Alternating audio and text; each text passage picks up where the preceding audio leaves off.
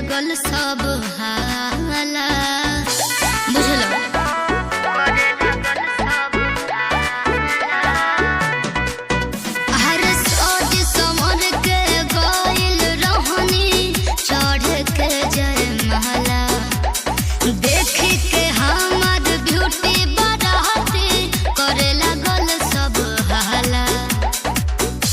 तोहरो तनावा कवनो जोड़ हो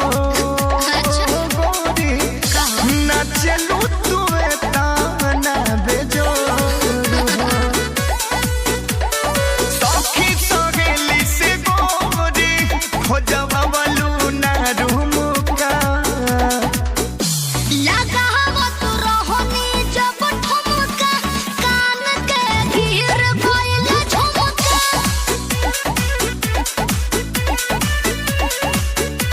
सुनो ना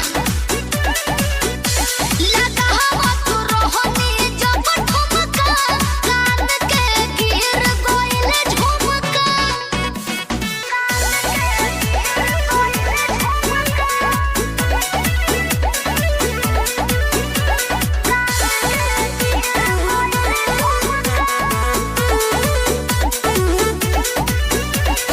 डीजे पर बाजत रहे सर्वेश सिंह के गाना कोई रिक्वेस्ट सहेली पवन न कहनी बहाना का करी हो